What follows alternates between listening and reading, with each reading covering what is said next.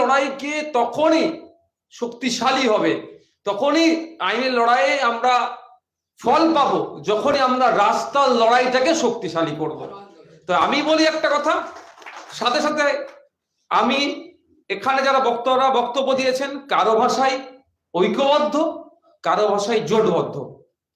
তো নওশাদ সিদ্দিকী হিসাবে আমি বলছি, আমি শুধু এই সংখ্যালঘুদের ওবিসি সার্টিফিকেট বাতিল নয়, ইতিপূর্বে আপনারা জানেন যারা ওবিসি যারা SC ST fake ST SC certificate কিন্তু আজকে ছেড়ে যাচ্ছে, তারাও আজকে ডিপ্রাইভ হচ্ছে। আজ অরিজিনালি যারা এসটি এসসি তারাও কিন্তু বঞ্চিত হচ্ছে, তাদের জন্য কিন্তু আমি বিধানসভায় আওয়াজ তুলেছি, আর সংখ্যালঘুদের ওবিসি বিষয়টা নিয়েও আমি আওয়াজ তুলব। কিন্তু এই যে ঐক্যবদ্ধ জোটবদ্ধর কথা বলছেন, আমি প্রস্তুত আছি। আমি ব্যক্তিগত এখানে যদি বলি, আমি বিধায়ক স্যারের পরিচয় ছেড়ে এসে বলছি, আপনারা ঐক্যবদ্ধ হন, আপনারা এগিয়ে আসুন, সবাই, আমিও বলছি ঐক্যবদ্ধ হয়। কিন্তু কিভাবে ঐক্যবদ্ধ হব? আমি আজকে থেকে এখানে উপস্থিত ছিলেন কামরুজ্জামান ভাই, আমি শুধুমাত্র সংখ্যালঘু যুব ফেডারেশনের মুখর সাহেব, ওনাকে আমি জানি না, ওনার আমি পরিচয় মনে করি একটা লড়াকু নেতা পশ্চিম বাংলার। এখানে আমাদের ইমতিয়াজ ভাই আছেন, যথেষ্ট লড়াকু নেতা, অধ্যাপকরা প্রফেসর স্যাররা আছেন, আমাদের আইনজীবীরা আছেন। আসুন, আপনারা রাস্তা বলুন, কোন রাস্তায় গেলে ঐক্যবদ্ধ লড়াই করতে হবে। আমি নওশাদ সিদ্দিকী আমি বলছি, আপনাদের লিডারশিপ আমি লড়াই করতে প্রস্তুত আছি। আমি লিডার হবো এটা আমার ইচ্ছা নয়। এই যে সমস্যা চলছে, চলমান সমস্যা, আমার ইমতিয়াজ ভাই ঠিক কথা বললেন। আমার উত্তরপাড়া স্টেশনে যখন হকারদের দুর্গাপুজোর ঠিক আগে তাদেরকে উচ্ছেদ করা হয়েছিল, মারধর করা হয়েছিল, কিন্তু দুঃখের বিষয় সেই রকম মানুষের কিন্তু সহযোগিতা পায়নি। নওশাদ সিদ্দিকী কিন্তু সেখানে ছুটে গিয়েছিল, একা হলেও তাদের পাশে থেকে সেই সময়টুকুর জন্য অন্তত সেখানে স্টেশনের যিনি ম্যানেজার ছিলেন, মাস্টার যিনাদেরকে আমরা বলি অনেক ক্ষেত্রে, তাদের সাথে কথা বলে যে রিকোয়েস্ট করেছি, কারণ আমার পাওয়ারটা খুব বেশি নয়, আমি একা, যে অন্তত এই পুজোর সময় তাদের আর্নিং করার সময়, এই সময় তাদেরকে ব্যবসা করতে দেওয়া হোক হকারদেরকে, কিন্তু সেটা সাময়িকভাবে। এটা যদি আমরা এগিয়ে চলি, কারণ রাষ্ট্র জনগণের সেবার জন্য, জনগণকে উপকৃত করার জন্য রাষ্ট্র হবে। রাষ্ট্র বিজনেস করার নাম নয়, বেসরকারীকরণ করে রাষ্ট্র আজকে বিজনেস করে নিচ্ছে জনগণকে উপেক্ষা করে। কিন্তু এই যে কথাটা এস্টাবলিশ কোথায় হবে? একটা আইনি লড়াই হবে, কিন্তু মাঠে ময়দানে আমাদেরকে থাকতে হবে। তাই আমি বলবো একটা কথা, যে কথাটাতে কে বললো আমার মনে আসছে না, যে সার্টিফিকেটটা শুধু দিয়েছিল ভোটের কারণে।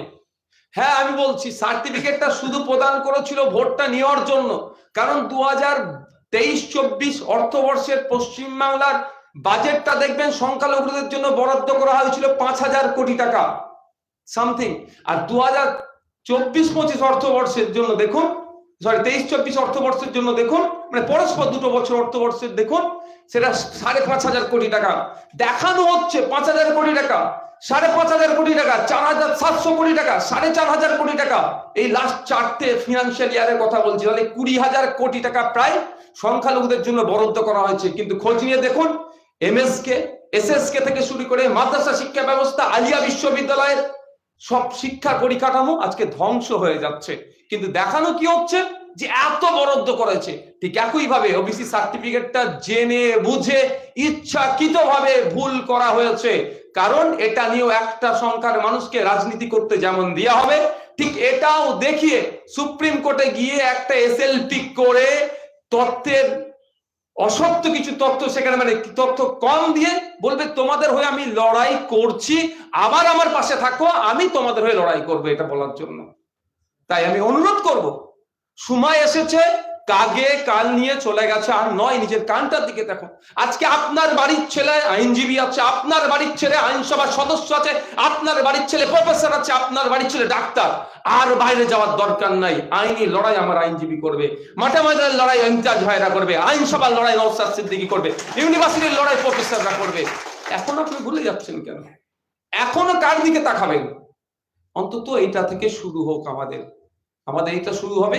আমরা এর সাথে আমরা ইনক্লুড করব ওবিসি সার্টিফিকেটের সাথে সাথে ফেক এসটিএসসি সার্টিফিকেট যারা বানিয়ে এসটিএসসি কোটায় যারা চাকরি নিচ্ছে, তাদের বিরুদ্ধে আমাদের লড়াই থাকবে, এটা ইনক্লুড করব। আমাদের দীনেশ বিশ্বাস সাহেব বলে গিয়েছে। আমি বিধানসভায় প্রশ্ন করেছিলাম মাননীয় মন্ত্রীকে, যে আজ পর্যন্ত কটা ফেক এসটিএসসি সার্টিফিকেট আপনি ধরেছেন? তাদের বিরুদ্ধে আইনত কি ব্যবস্থা নিয়েছেন? সুব্রহ্ম উঠে দাঁড়ালেন, দাঁড়িয়ে টোটাল একবার মুখ ঘুরিয়ে চারিদিকে দেখলেন, বলছে ব্যবস্থা নেওয়া হয়েছে। আমি সংখ্যাটা বলুন না, বলছে ওটা পরে জানিয়ে দেবো, কিন্তু আমার এখনো সৌভাগ্য হয়নি সংখ্যাটা কত ছিল। শুধুমাত্র এগুলো হচ্ছে দেখানো হচ্ছে, তলে তলে সেটা অর্থের বিনিময়ে, অবৈধ ডিমান্ডের বিনিময়ে সেগুলোকে বঞ্চিত করা হচ্ছে। কামরুজ্জামান ভাইয়ের আমি দেখেছি অ্যাক্টিভিটি, ওটা আমার ভালো লেগেছিল। কল্যাণ ইউনিভার্সিটিতে গিয়েছিল, উচ্চ শিক্ষায় বিশেষ করে গবেষণার ক্ষেত্রে আজকে ওবিসি যে রিজার্ভেশনকে মান্যতা দেওয়া হয় না, এগুলো এগুলো ছোটখাটো একদিনের বিষয় নয় যে আজকে এসছি সমাধান হয়ে যাবে, এটা নয়। কিন্তু আমাদের এগুলোকে নিয়ে চর্চা করতে হবে, এগুলোকে নিয়ে ভাবতে হবে আগামী দিনের জন্য। ওই আজকের সমস্যা কালকে হলো কি হলো মিটে গেল ওটা নিয়ে ভাবলে তাহলে একের পর এক সমস্যা বাড়তে থাকবে। আর যদি সঠিক জায়গায় একবার আঘাতটা দিতে পারেন, আমি দায়িত্ব নিয়ে বলতে পারি সমস্যা তৈরি তারা তৈরি করার চেষ্টা করছে, তারা 5 বার ভাববে। হয়তো আমাদের সম্মানীয় আইনজীবী মহাশয় একটা কথা হয়তো ভুলেছেন বা এড়িয়ে গেছেন, আমি বলতে পারবো না। আমি আমাদের মাহিদার মুখ থেকেই শুনেছি, এই যে ওবিসি সার্টিফিকেট বাতিল হয়েছে, যে সমস্ত লয়াররা বাতিলের পক্ষে লড়াইটা করেছে, সেই সমস্ত লয়ারদের মধ্যে 2টা এমন লয়ার আছেন যারা এখনো, যারা নিজেদেরকে ধর্মনিরপেক্ষতার ঊর্ধ্বে গিয়ে অনেক বড় দাবি করে, সেই পার্টির মেম্বারশিপ নিয়ে বসে আছে। সেই পার্টি এখনো তাদেরকে বরখাস্ত করছে না কেন? এই প্রশ্ন তুলতে হবে না আমাদেরকে? তাহলে বুঝতে পারছেন যে সর্ষের মধ্যে ভূতটা কোথায় ঢুকে বসে আছে। তাই বলবো, আবারও বলছি, আমাদের সময় এসেছে, আমাদের লড়াই আমরা একটু বুঝে নিই। অন্যদেরকে নিয়ে অনেক লড়াই আমরা করতে দেখলাম, তো দিনের শেষে জল জমি জঙ্গলের অধিকার আজকে আমার আদিবাসীদের হাত থেকে কেড়ে নেওয়া হচ্ছে। পশ্চিমবাংলার বিধানসভায় প্রায় 60টা 63টা এসসি কমিউনিটির বিধায়ক থাকার পরেও কারোর মুখ থেকে শুনলাম না যে ফেক এসসি সার্টিফিকেট বন্ধের কথা। পশ্চিমবাংলার বিধানসভায় ধর্মীয় দিক থেকে প্রায় 40টার দিক মুসলিম বিধায়ক থাকার পরেও একবারের জন্য এই যে ওবিসি সার্টিফিকেট বাতিল হয়েছে সেই নিয়ে কাউকে ভাবতে দেখলাম না। তবে অনুরোধ করব, আজকে যেটা উঠে আসছে, আমাদের পশ্চিমবাংলার যারা ব্যাকওয়ার্ড ক্লাসেস আছেন, যারা সমস্ত জনপ্রতিনিধি আইনসভার, তাদেরকেও আহ্বান করা হোক। তাদেরও মেন্টালিটি, তাদেরও চিন্তা ভাবনা, তারা কমিউনিটির ভোট নিয়ে কোন জায়গায় থাকতে চাইছে সেটাও আমাদের পরীক্ষা করার সময় এসেছে। তাদেরকেও ওপেন ফোরামে ডাকা হোক, তাদেরও মতামত নিক, তাদেরকেও বলা হোক নওশাদ সিদ্দিকী যখন পশ্চিমবাংলার বিধানসভায় আওয়াজ তুলবে, তোমরা আওয়াজ না তুলতে বললো তাকে ডিস্টার্ব করবে না। হয়েছে এই ধরনের ঘটনা। আমি যখন কোনো বিষয় নিয়ে কথা বলি, আগে তো ওরাগুলোই বেশি ডিস্টার্ব করে, সেগুলো ডাকা হোক, তাদের চিঠি দেন। আপনার নাগরিক সমন্বয় মঞ্চকে আমি বলবো, আপনারা আবার ডাকুন, আপনারা তাদেরকেও ডাকুন যে আসুন, আপনারা তো এই ওবিসি কমিউনিটির ভোটেই তো এমপি হয়েছেন, এমএলএ হয়েছেন, তাদের কথা, এসটি এসসি কমিউনিটি মানে ব্যাকওয়ার্ড ক্লাস যারা আছে তাদের ভোট নিয়ে হয়েছেন, তাদের কথাগুলো একটু উত্থাপন করুন। তাদের জন্য আসুন, রাস্তায় হাঁটি আমরা একসাথে, আমরা অনশনে বসবো, কি ঘেরাও করব, কি নবান্ন অভিযান করব, যেটাই করব। আপনি কোন দলের আমার দেখার দরকার নেই, আপনি আমাদের ভোট নিয়ে ওই জায়গায় গিয়েছেন, আপনি আমার জনপ্রতিনিধি, আপনাকে সামনে রাখবো। পুলিশ লাঠি পিটলে আগে আপনাকে পিটবে, তারপরে আমরা ভোটার আমরা খাবো। আসুন ময়দানে নামান, আপনার ওপেন কল দিন, চিঠি দিন। আর আছে তো আমাদের ইমতাজ ভাইরা, রবিউল সাহেবরা তো আছেন, কি সাহেব অসুবিধা হবে মাঠে ময়দানে? আমাদের হবে সাহেব, কাজ অসুবিধা হবে? তাই বলছি আমি বেশি কথা বলবো না, অনেক বলবো না করে অনেক বকে ফেললাম। একটা কথা বলি, এই ওবিসি প্রসঙ্গে যখন এসছে, আপনারা প্রমোশনের ক্ষেত্রে অন্যান্য রিজার্ভেশন যারা ভোগ করছে তারা কিছুটা সুবিধা পেলেও এতই দুর্ভাগ্য ওবিসিদের, রিজার্ভেশনে কিন্তু ওবিসিদের কোনো মান্যতা দেওয়া হয়নি। আপনি এখানে ক্যালকাটা পুলিশের আন্ডারে আছি তো আমরা, আমি একটা শুধু উদাহরণ দিচ্ছি, কলকাতা পুলিশের যদি কারোর সাথে আপনাদের যোগাযোগ থাকে, তাদেরকে জিজ্ঞাসা করবেন, এসটি এসসির ক্ষেত্রে কিছুটা হলো মান্যতা দেয়, প্রমোশনের ক্ষেত্রে ওবিসি যারা সার্টিফিকেট আছে তারা প্রমোশন পর্যন্ত ফ্যাসিলিটিটা পাচ্ছে না। আমরা কোন জায়গায় আছি, কোন লেভেলটাতে আমরা আছি, একটু ভাবার দরকার আছে। পরিশেষে বলবো, মিডিয়ার মাধ্যমে তো শুনবো অনেক মানুষ যারা কথায় কথায় বলেন না, ওই এই রাজনীতি যেখানে মঞ্চে যাব না, আমি শুধু তাদেরকে এতটুকুই বলবো, আপনি ঘরের মধ্যে থাকলেও সেখানেও রাজনীতি চলছে। তাহলে একা গিয়ে জঙ্গলে বসুন, তবে বেশি দিনও জঙ্গলে বসতে পারবে না। রাজনীতির কারণে সেই জঙ্গলগুলোকে উচ্ছেদ করে দিয়ে মানে কর্পোরেটদের হাতে তুলে দিচ্ছে। জঙ্গলে থাকতে গেলেও আপনাকে রাজনীতি করতে হবে।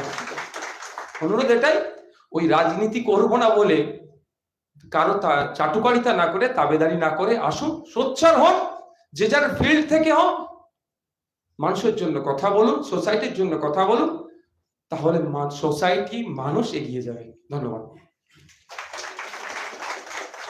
অসংখ্য ধন্যবাদ পীরজাদা নওশাদ সিদ্দিকী মহাশয়কে, খুব সুন্দরভাবে আলোচনা করেছেন। মূলত সার্বিক বিষয়টাকে উনি সম্মুখে আনার চেষ্টা করেছেন বা আমাদের সম্মুখে উপস্থাপন করেছেন। ওনাকে আবারও আমাদের তরফ থেকে অসংখ্য ধন্যবাদ এই মঞ্চে উপস্থিত হওয়ার জন্য। এখানে আমি একটা জিনিস যা সংযোজন করব, যে আজকে এই মঞ্চে কিন্তু আরো একাধিক এমএলএ কে আমরা আহ্বান করেছিলাম। আমি ব্যক্তিগতভাবে কথাও বলেছি, এখনো পর্যন্ত কিন্তু কেউ এসে পৌঁছায়। উনি যে কথাটা বললেন যে আইনসভায় যখন উনি গিয়ে প্রশ্ন তোলেন তখন উনাকে ডিস্টার্ব করা হয়, সমর্থন করা হয় না, তার একটা জ্বলন্ত নিদর্শন আজকেও আমি লক্ষ্য করলাম। তো যাক, সে কথা এবার একটু ওপেন আলোচনায়। তো এই প্রসঙ্গে অবশ্যই পরবর্তী অধিবেশনে উনি অবশ্যই এই বিষয়টা রাখবেন। আর একটু এবার ওপেন আলোচনায় যাব। আমাদের যারা সম্মুখে আছেন তাদের মধ্যে থেকে যারা মতামত দিতে চাইছেন একটু জানাবেন, তাহলে আমি তাদের কাছে যাব। আমি আর একটা কথা বলবো, মানে সত্যি আমাকে ভাবতে অবাক লাগছে, কেসটা কিন্তু আজ থেকে নয়, 2010-11 থেকে শুরু হচ্ছে। 11 সালে সরকার পালাবদল হয়েছে। আপনি যদি দেখুন সরকার পক্ষের কারা অ্যাডভোকেট ছিল, স্যার ডিটেলস আমার কাছে রাখা আছে।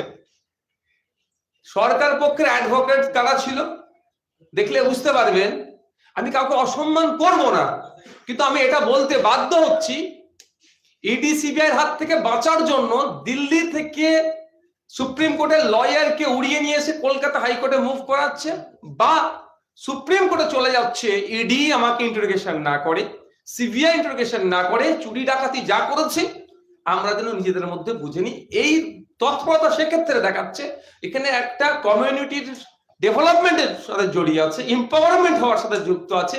এই ক্ষেত্রে আমরা কি দেখলাম, সেই অর্থে আমি আবারও বলছি, কারো পেশাকে আমি ছোট করছি না, কিন্তু বড় ছোট তো একটা ব্যাপার থাকে, ব্র্যান্ডেড এর একটা ব্যাপার থেকে কোনো করেনি। শুধু তাই নয়, পশ্চিমবাংলাতে এ ধরনের অনেক লয়ার ছিল, তাদের সাথেও কিন্তু বিরোধী রাজনীতি করে অনেক লয়ার আছে, তাদের সাথেও কিন্তু বসে আলোচনা করার মতো সময়টুকু রাজ্য সরকার নিল না, যাতে করে এটাকে আটকানো যায়। অ্যাকচুয়ালি রাজ্য সরকার যিনি চায় না, চাই সবসময় আপনি সমস্যার মধ্যে থাকুন, সমস্যার মধ্যে থেকে ছুটে যান কোথায়, ওদের কাছে, ওরা আপনাকে বাতলাবে। ঠিক কেমন পলিসি এটা করেছে দেখবেন, ওরা একটা টুর্নামেন্ট হলে, খেলাধুলা যদি বোঝায়, এটা ভালো একটা বড় স্টেজ করে, স্টেজটা কিন্তু দারুণ করে সাজায়, যত ভালো করে সাজায় কিন্তু অস্থায়ী, সাময়িক সময় আপনাকে বিনোদন দেবে, তারপরে যত দামে দিয়ে স্টেজ হোক না কেন সেটা খুলে ফেলে দেবে। ঠিক রাজ্য সরকার এই ওবিসিটাকে নিয়ে ওই ধরনের বিনোদনের জায়গায় তাদের নিয়ে গিয়েছে। একটা সময় পর্যন্ত এর থেকে আমি ফায়দা নেবো, তারপর এটাকে মাটিতে মিশিয়ে দেবো।